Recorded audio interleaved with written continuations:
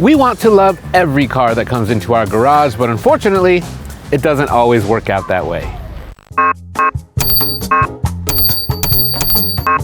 We bought this EX30 about a year and 8,000 miles ago, and there's no way to sugarcoat it, it's been rough. So now that it's time for it to leave us, we're gonna go over the good, the oh so bad, the broken, and what this cute ute is worth today.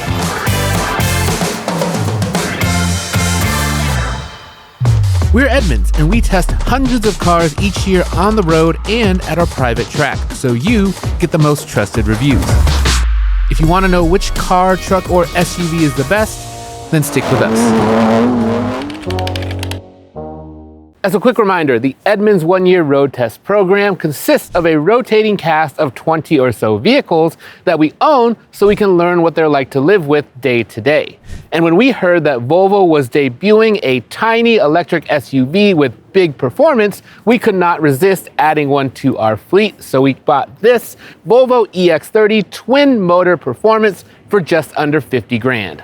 Now, that's how much it costs us, but what you'll pay depends on dealers in your area. That's why we've got tools on our site that will let you know what you should pay for this or any other new car. You'll find the links in the description or just scan the QR code. Like every car we own, the EX30 was driven by a bunch of different people on our staff who used it in every way that you could imagine. We're talking carpools, grocery runs, daily commutes, road trips, school runs, picking up the kids, dropping off the kids, all that good stuff.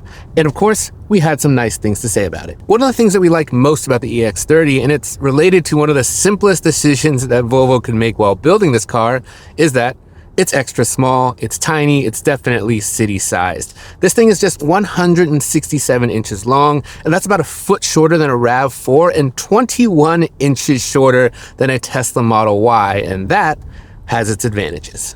We need more EVs the size of the EX30. This is perfect for me. It's big enough that I can do a Costco run and pick up friends and squeeze into tight parking spots because of the length. It feels light and nimble in the street without feeling too small. The EX30 is a compact package because you're not giving up a ton of space with a massive battery pack, and it's surprisingly usable. So yeah, this thing will easily fit into any garage, and if you're parking like this, it's really easy to tuck it between the white lines.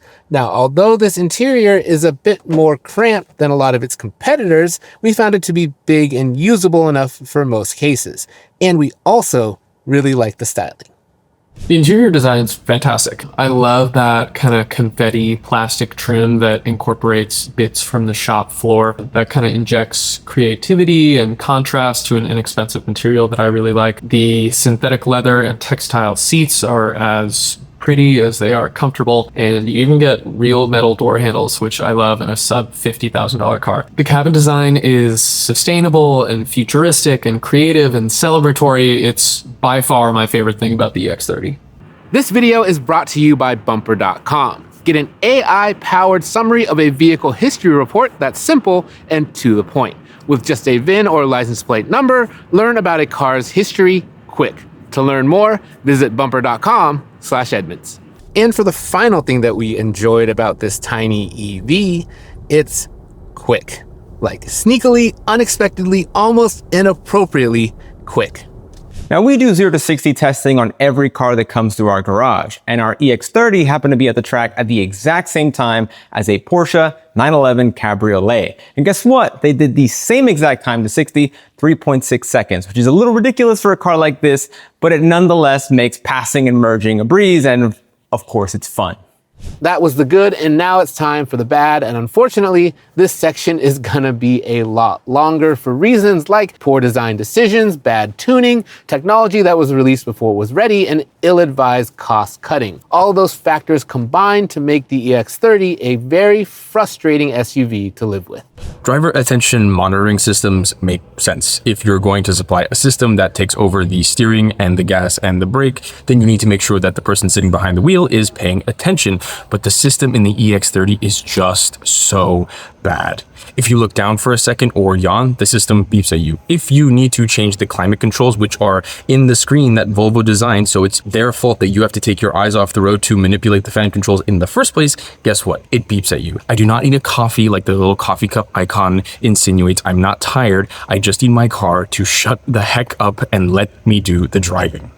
The last thing a driver attention monitor should do is distract the driver. But that's what happens in the EX30 because it's so sensitive. If you look over at the touchscreen for more than a couple seconds, it throws an alert. And that'll happen all the time because you use that touchscreen for just about everything. Even if you're just turning the wheel for a long time, the steering wheel blocks the sensor that's on top of the steering column and it throws an alert saying the sensor is blocked. It's ridiculous. It had me looking for an off switch. And those weren't the only problems that we had with technology. Now, Volvo, they did improve the screen experience over time, including fixing a baffling Apple CarPlay issue that required you to connect your phone and then approve 3 separate locations permissions prompts every time you started the vehicle. But those issues, they just made an already frustrating car even more so. I just don't trust the infotainment system in the EX30. Sometimes when I get in and turn on the car, the audio plays whatever I was listening to last, and sometimes it doesn't. Sometimes Apple CarPlay connects immediately, sometimes it doesn't and I have to repair, and sometimes CarPlay crashes altogether. When I first saw the EX30, I was really excited to see Volvo's new infotainment system, but now I avoid it at all costs. Even if you don't use Apple CarPlay, things didn't get much better. There's one member of our staff who's very deep into the Android and Google ecosystem, and they added their profile into this vehicle, and that should have smoothed over a lot of the issues, considering that this runs on an Android OS and uses Google Maps as a native navigation app. But it did not. It had trouble syncing with their profile, and even connecting a phone, you wouldn't get things like it reading out text messages. They said that they've never had to work so hard and be so angry to get basic functionality. But it wasn't just the connectivity that gave us issues. Even if this screen had worked exactly like it was designed to, there would still be some serious problems with usability. When I think of the Volvo EX30, it makes me feel like they basically copied Tesla's homework. And what I'm thinking of is the weird door handles to get into the vehicle, the key fob that isn't really useful because it doesn't have any buttons on it, the glass roof that bakes your head in the summer, and even the center screen that all the information is located for the driver. It really forces you to take your eyes off the road in order to look at it. So it all makes for a really frustrating driving experience, in my opinion. Yeah, there are just way too many functions packed into this touchscreen. If you want to open the glove box, adjust the side mirrors, turn on the heated seats, turn on the heated steering wheel, adjust the climate control, adjust the spacing for the adaptive cruise control, change the drive modes, change the radio tuning, all that stuff is going to happen through the screen. And yes, we understand automakers. It is cheaper to put those controls in the screen than make a button, but this strategy, it just really doesn't work for us.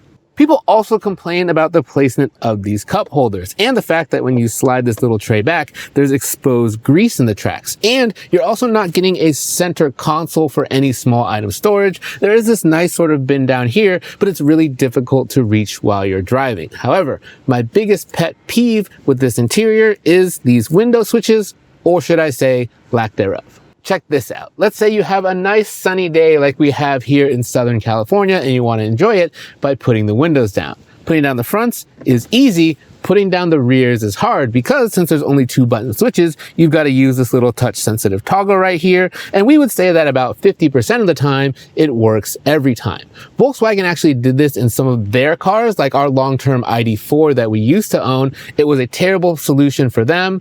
And we're also mad that Volvo decided to copy it in this vehicle. And we haven't even talked yet about this terrible key fob.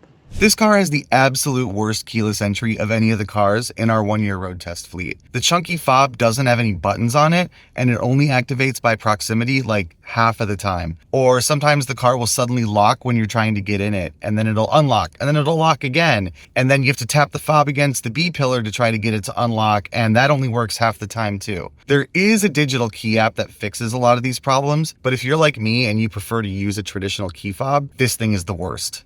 However, even after you've managed to get into the car and start driving, there are still problems. The Volvo's brakes are not always what you expect. While it performed well in panic stops at our test track, the regenerative braking, the one-pedal driving, is not as smooth as I would like it to be. It's aggressive, which is good, but so much so that it can almost make you sick. And our long-termer, it's not full one-pedal driving. It keeps letting you roll at about 6 miles an hour. Now, Volvo's fixed this in newer models and also made it full one-pedal driving. But if you're looking at a model year like ours, it really needs an update. Now, we should note that we tested a single motor version of the EX30 recently, and in that vehicle, the one-pedal driving modes were working just fine. So if you get a later build of one of these EX30s, that's a feature that will probably work for you. Now, there's one more thing that's very important to EVs where the EX30 also fell short: range. How's our EX30's range? Not great. Now, on our official Edmunds EV range test, which mixes city and highway driving, we got 256 miles. But in my own real-world experience, I was only able to go around 200 miles for highway driving especially, which is not good for easy road tripping. And the EX30 doesn't charge very quickly either. As for the broken, not really anything. Now, there are plenty of things on this vehicle that don't work well, but the fact of the matter is it never broke down and it never left us stranded as some of the other EVs that we owned have. No, the maintenance story for the EX30 is more about how this vehicle improved, because across its year or so with us, Volvo pushed several software updates that transformed it from barely functioning, unacceptable, check the dealer's return policy bad, to simply a vehicle that we wouldn't recommend bad. In fact, the only time that this had to go to the dealership was to get an update installed that it couldn't complete over the air. Since we got it, Volvo has done the following: added Android Auto, fixed an issue where the car would make a noise every time the speed limit changed, upped the speed limit at which lane centering and adaptive cruise control will work, fixed CarPlay connectivity and the constant asking of permissions, added one-pedal driving theoretically, and changed the menu structure so some important functions like changing the drive mode can now be accessed from the home screen, and a bunch of other small changes that all add up. Those changes have made this a much better and much less frustrating car than we had when we bought it. And Volvo, they should be applauded for seeing those problems and making the necessary fixes. But you don't get a second chance at a first impression, and we still feel like we paid a lot of money for a car that was incomplete when we bought it. We wish that Volvo had shipped it in this form instead of the mess that we got initially. Now it's time to talk money. Just as a quick reminder, we bought this Volvo EX30 twin motor performance ultra about 14 months ago for just under $50,000. And 8,000 miles later, we just got an offer on it for 32 grand. That's pretty good. And if you're curious about what your current set of wheels are worth, head over to Edmunds. We've got a tool that will give you an appraisal and an instant cash offer. Link in the description. We ran the numbers with our internal data, and this means that the EX30 actually holds its value better than other electric SUVs like the Hyundai Ioniq 5 and the Ford Mustang Mach-E, and almost matches the Tesla Model Y. However, despite its strong residual value, we don't think that the EX30 is worth the money, because there are a lot of good EVs that you can buy for $50,000. EVs that we've given top-rated awards to, EVs that actually win comparisons. The EX30, it has a few redeeming qualities, but we can't recommend that you buy one, and it seems that car shoppers would agree, because after just 2 years, Volvo has discontinued this vehicle. Before we wrap things up, if you have any questions about the EX30, or if you have an idea of what we should replace it with in our garage, let us know in the comments below. We do read them all. And if you've been enjoying our videos, the best way to help us out is a like and subscribe. I should mention that there is one person on our staff who drove the EX30 and came away with a different opinion. So we want to give him the floor for a minute for his much more positive take on the Volvo. I like the EX30. It's really exactly what I want for a city car. I like how I sit in it. I like the seat comfort. I like being able to park wherever I want. It's compact, but my kid actually fits in the back and is happy there, unlike in a lot of other small cars. I like the power. I like the ride. I like the way it looks. I like that the interior is interesting instead of bland. I like that it feels premium. I like the stereo. I like the personality. I like that it has personality. I don't mind the range. It's enough to last me for a few days. That's fine. Look, I don't think enough people gave the EX30 a fair second chance because it was so busted when we first got it. Volvo fixed so many quality of life issues with this car already, and yes, there are some issues with design choices that can't be fixed with software updates. That's why I wish this car was sticking around long enough to get a refresh, because I think the EX30 is a few tweaks away from being one of my personal favorite EVs. It's got so much potential. I'm just sad we won't get to see that realized. Thanks for that, Will. That makes this a great time to mention that the EX30, it's got an Edmunds rating of 5.1 out of 10, and that puts it dead last in our rankings for electric small luxury SUVs. Yikes. If we can offer you one final piece of advice, let it be this. Do not buy an unproven, unfinished vehicle. Leave that sort of thing to us. Over-the-air updates are great. They allow an automaker to improve a car and add features over time. But that also means that they can sell you a rough draft of a product that they plan on fixing later after having already taken all of your money.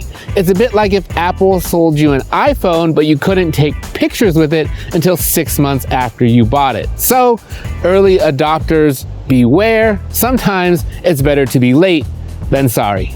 Thanks for watching.